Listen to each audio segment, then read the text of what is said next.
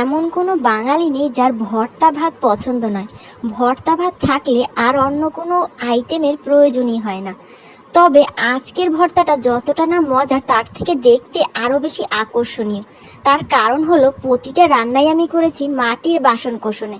তাহলে আর দেরি কেন, ঝটপট চলুন রেসিপি দুটো দেখে নেই। আসসালামু আলাইকুম, ওয়েলকাম টু জেস্ট লাইফ। এখানে আমি প্রথম ভর্তার জন্য কড়াইতে দিয়ে দিচ্ছি তেল। এখানে আমি সরিষার তেল ব্যবহার করেছি। আর তারপরে দিয়ে দিচ্ছি সামান্য একটু কালিজিরা ফোড়ন। এটা দিয়ে আমি বরবটিগুলোকে খুব ভালোভাবে ধুয়ে কেটে রেখেছিলাম, তো সেগুলো দিয়ে দিলাম। আমার প্রথম ভর্তাটাই হচ্ছে বরবটির ভর্তা। এটা কিন্তু খেতে খুব মজার হয়। তো এরপরে আমি একটু সামান্য হলুদ আর একটু লবণ দিয়ে দিলাম। আর তারপর আমি বাকি ইনগ্রিডিয়েন্টসগুলো একটা একটা করে দিতে থাকবো। প্রথমেই আমি কিছু গোটা রসুন, তারপরে পেঁয়াজ কুচি আর কাঁচামরিচ দিয়ে দিলাম। আপনারা যেমন ঝাল খাবেন তেমন দিবেন। এরপরে আমি দিয়ে দিচ্ছি একদম ছোট ছোট চিংড়ি মাছ। এটা দিলে কিন্তু স্বাদটা অনেক ভালো হয়, তাই এটা অবশ্যই অ্যাড করবেন। এরপর আর কিছুই না, ভাজতে হবে এটা যতক্ষণ পর্যন্ত না সিদ্ধ হয় ততক্ষণ পর্যন্ত। আর এটাকে অবশ্যই এভাবে ভেজেই তারপরে সিদ্ধ করতে হবে, এটাতে পানি দেবেন না, তাহলে স্বাদ ভালো হয় না।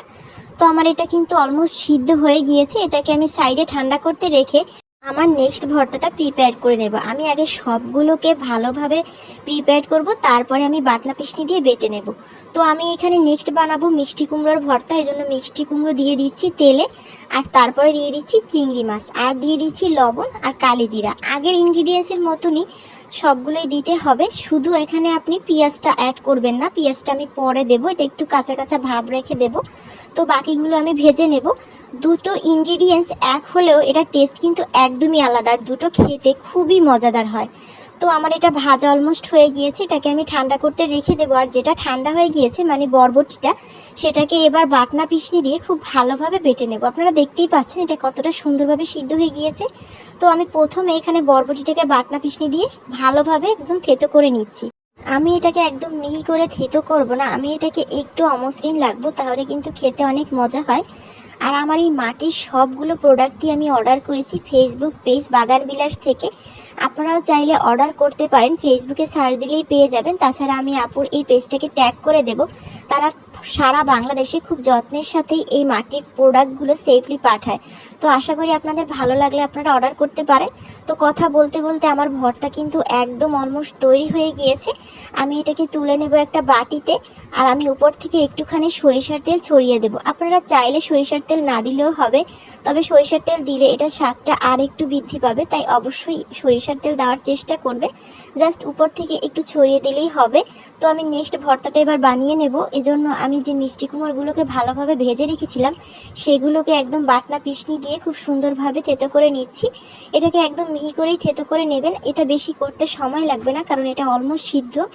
আর আমি এপাশে ওই যে মাটির কড়াইটা, সেটাতে সামান্য যে তেল লেগেছিল সেটাতেই আমি এটাকে খুব ভালোভাবে পেঁয়াজগুলোকে একটু ভেজে নিচ্ছি। আমি জাস্ট এটার কাঁচা ভাবটা দূর হওয়া পর্যন্ত ভাজবো, এটাকে একদম ব্রাউন করব না।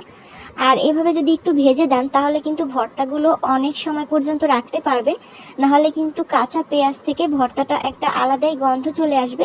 তাই চেষ্টা করবেন এভাবে একটু ভেজে দিতে। তবে যদি কেউ এভাবে কাঁচা পেঁয়াজ দিয়েও খেতে চান তাহলে খেতে পারেন। এরপর সামান্য আর একটু সরিষার তেল আর সেই ভাজা পেঁয়াজটা দিয়ে দিলাম। ব্যাস, আর কিছুই না। এবার খুব ভালোভাবে এটাকে মাখিয়ে নেব আর একটা বাটিতে এটাকেও তুলে নেব। আপনারা আপনাদের পছন্দ মতো যে কোনো আইটেম দিয়ে কিন্তু এই ভর্তাটা খেতে পারেন, তবে সব থেকে বেশি মজা হবে যদি গরম ভাত দিয়ে খেয়ে থাকেন।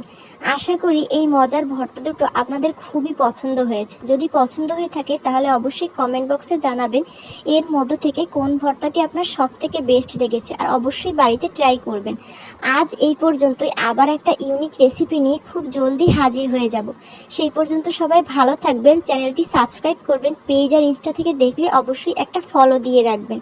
সবাই ভালো থাকবেন, সুস্থ থাকবেন। আল্লাহ হাফেজ।